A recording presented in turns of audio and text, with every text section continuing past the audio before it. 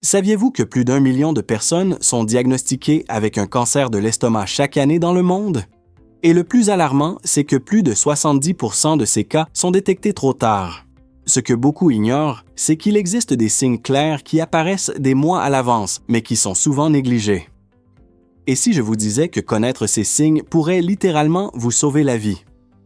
Le cancer de l'estomac, aussi appelé cancer gastrique, est l'un des plus silencieux et des plus dangereux. Il commence de manière si subtile que la plupart des personnes de plus de 55 ans confondent ces symptômes avec des problèmes digestifs courants liés à l'âge. Des études montrent que les personnes de plus de 60 ans ont 5 fois plus de risques de développer ce type de cancer.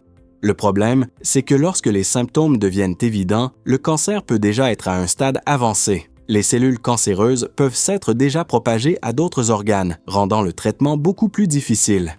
C'est comme une tempête qui se forme lentement, en donnant de petits signes avant de devenir dévastatrice. Vous êtes-vous déjà demandé pourquoi certaines personnes parviennent à détecter le cancer de l'estomac à un stade précoce, où les chances de guérison dépassent 90%, tandis que d'autres ne le découvrent que lorsqu'il est trop tard?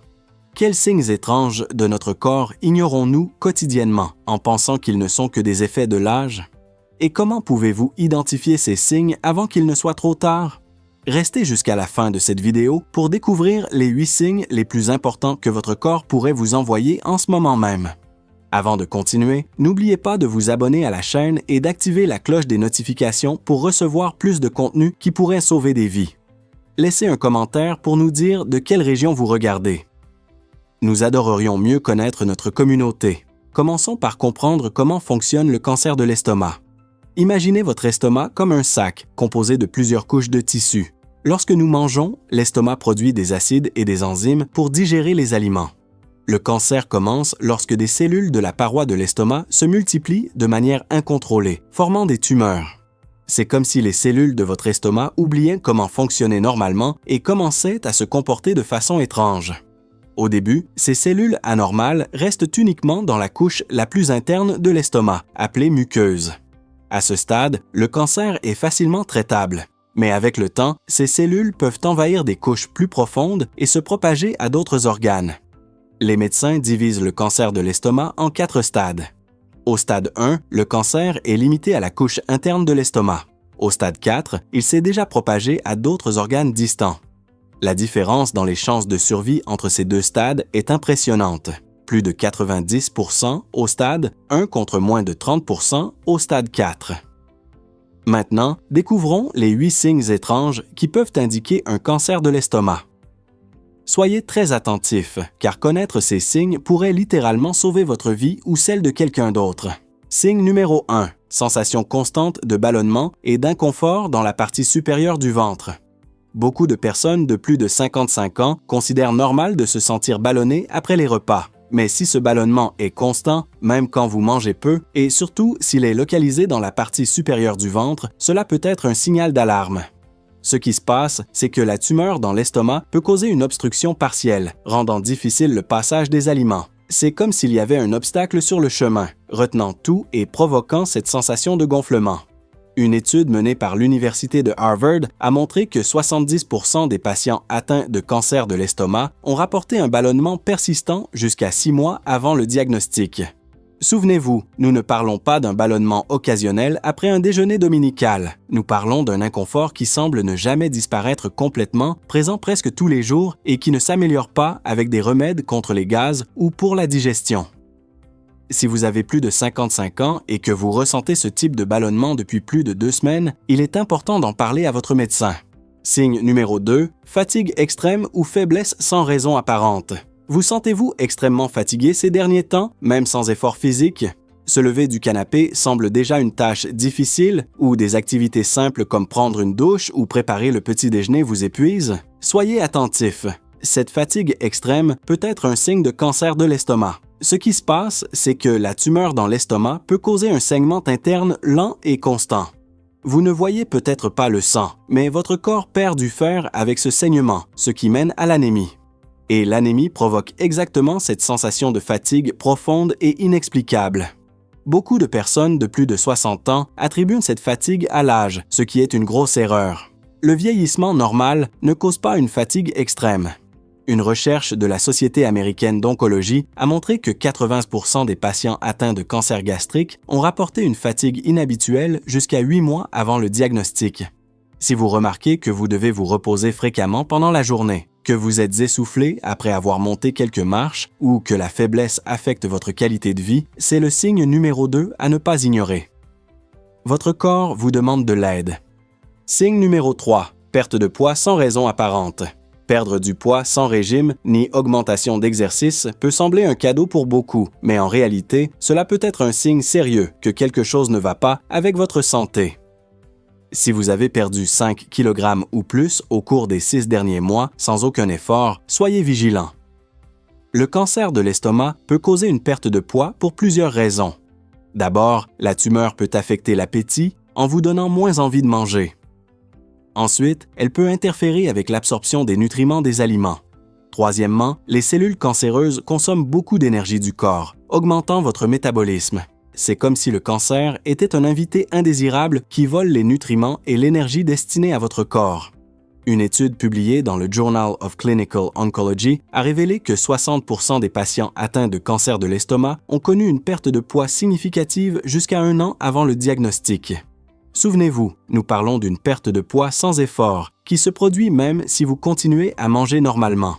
Si vos vêtements deviennent trop grands sans raison, si les gens commentent que vous avez maigri ou si vous avez remarqué que votre ceinture a besoin d'un nouveau trou, n'ignorez pas ce signe numéro 3. Parlez-en à votre médecin. Signe numéro 4. Douleur persistante dans la partie supérieure du ventre. Ressentir une douleur ou un inconfort dans la partie supérieure du ventre, surtout après avoir mangé, peut être un signe important de cancer de l'estomac. Nous ne parlons pas d'une petite douleur occasionnelle qui disparaît rapidement, mais d'une douleur qui persiste pendant des jours ou des semaines. Cette douleur survient parce que la tumeur peut irriter la muqueuse de l'estomac ou appuyer sur des nerfs voisins. Beaucoup de personnes décrivent cette sensation comme une brûlure, une pression ou une douleur sourde qui ne s'améliore pas complètement avec des antiacides. Parfois, la douleur peut irradier vers le dos ou la poitrine. Malheureusement, beaucoup de personnes de plus de 60 ans confondent cette douleur avec des problèmes digestifs courants, comme une gastrite ou des brûlures d'estomac, et finissent par s'automédiquer pendant des mois avant de consulter un médecin. Une étude de l'Institut national du cancer a montré que 75% des patients atteints de cancer gastrique avancé ont rapporté des douleurs abdominales persistantes jusqu'à 1 an avant le diagnostic. Si vous avez plus de 55 ans et que vous ressentez des douleurs dans la partie supérieure du ventre qui ne s'améliorent pas avec des remèdes contre les brûlures d'estomac ou qui s'aggravent après les repas, c'est le signe numéro 4 qui mérite une attention médicale immédiate. N'attendez pas que la douleur devienne insupportable pour chercher de l'aide. Signe numéro 5, nausées fréquentes ou vomissements sans explication. Se sentir nauséeux fréquemment ou avoir des vomissements sans cause claire n'est pas normal. Surtout si ces symptômes persistent plus de 2 semaines. Beaucoup de personnes de plus de 55 ans ignorent ce signe, l'attribuant à des médicaments, au stress ou à l'alimentation. Le cancer de l'estomac peut causer des nausées et des vomissements de plusieurs façons. La tumeur peut appuyer sur des parties de l'estomac, rendant difficile le passage des aliments ou affecter les nerfs qui contrôlent la sensation de nausée. Dans certains cas, la tumeur peut même libérer des substances qui stimulent le centre du vomissement dans le cerveau. Il est important de noter que ces symptômes ont tendance à s'aggraver avec le temps. Au début, vous pourriez ressentir seulement une légère nausée après avoir mangé, mais au fil des semaines, les nausées peuvent devenir plus fréquentes et intenses. Une étude de l'Université de Tokyo a découvert que 65% des patients atteints de cancer gastrique ont rapporté des nausées ou des vomissements jusqu'à 6 mois avant le diagnostic. Si vous avez des épisodes fréquents de nausées qui semblent survenir sans raison, surtout s'ils sont accompagnés d'un autre symptôme de cette liste, c'est le signe numéro 5 à ne pas ignorer. Notez quand les nausées surviennent et rapportez-le à votre médecin. Signe numéro 6, brûlure d'estomac ou reflux qui ne s'améliore pas avec les médicaments. Qui n'a jamais ressenti cette brûlure à la poitrine après avoir mangé quelque chose de lourd ou d'épicé? C'est normal occasionnellement, mais si vous avez des brûlures d'estomac ou un reflux persistant qui ne s'améliore pas malgré les médicaments, cela peut être un signal d'alarme. Le cancer de l'estomac peut causer des symptômes similaires au reflux en interférant avec le fonctionnement normal du sphincter entre l'estomac et l'œsophage. C'est comme si la porte qui empêche l'acide de remonter dans la gorge ne se fermait pas correctement. Le plus préoccupant, c'est que beaucoup de personnes de plus de 55 ans ont déjà un reflux chronique et finissent par augmenter la dose de leurs médicaments quand les symptômes s'aggravent au lieu d'enquêter sur la cause. Une recherche de la clinique Mayo a démontré que 40% des patients atteints de cancer de l'estomac avaient un historique de reflux qui s'était aggravé dans les mois précédant le diagnostic. Si vous remarquez que vos brûlures d'estomac s'aggravent, que les remèdes qui fonctionnaient avant ne font plus effet, ou que le reflux survient plus fréquemment ou avec plus d'intensité, c'est le signe numéro 6 qui mérite attention. N'augmentez pas simplement la dose de votre antiacide. Consultez un médecin. Signe numéro 7. Sang dans les vomissements ou dans les selles. C'est probablement le signe le plus alarmant et qui exige une attention médicale immédiate. Si vous avez remarqué du sang dans vos vomissements ou des selles sombres ressemblant à du marc de café, n'attendez pas. Consultez un médecin au plus vite. Le sang dans les vomissements apparaît généralement sous forme de taches rouges ou de matière ressemblant à du marc de café, du sang partiellement digéré par l'acide gastrique. Dans les selles, le sang provenant de l'estomac rend généralement celle-ci noire et pâteuse, ce que les médecins appellent méléna. Cela se produit parce que la tumeur peut éroder des vaisseaux sanguins dans la paroi de l'estomac, causant un saignement.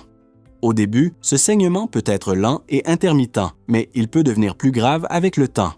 Une étude de l'Université de São Paulo a montré que 35% des patients atteints de cancer gastrique ont présenté un saignement détectable jusqu'à 3 mois avant le diagnostic. Il est important de souligner qu'il existe d'autres causes de saignement digestif, comme des ulcères ou des varices. Mais quelle que soit la cause, du sang dans les vomissements ou les selles nécessite toujours une évaluation médicale urgente. C'est le signe numéro 7 et peut-être le plus important de tous. Signe numéro 8. Sensation de satiété rapide en mangeant. Si vous aviez l'habitude de manger des portions normales et que maintenant vous vous sentez rassasié après seulement quelques bouchées, soyez attentif. Les médecins appellent cela une satiété précoce et c'est un signe fréquent de cancer de l'estomac que beaucoup ignorent. Ce qui se passe, c'est que la tumeur peut occuper de l'espace dans l'estomac, réduisant sa capacité à s'étendre quand vous mangez. Elle peut aussi affecter les nerfs qui contrôlent la sensation de faim et de satiété. C'est comme si votre estomac envoyait un signal erroné au cerveau, indiquant qu'il est déjà plein alors que vous avez mangé très peu. Beaucoup de personnes de plus de 60 ans attribuent ce changement au vieillissement normal, pensant qu'il est naturel de manger moins avec l'âge, mais une réduction drastique de la taille des portions n'est pas normale. Une étude menée par le Centre de cancer MD Anderson a montré que 50% des patients atteints de cancer de l'estomac ont rapporté une satiété précoce jusqu'à 9 mois avant le diagnostic.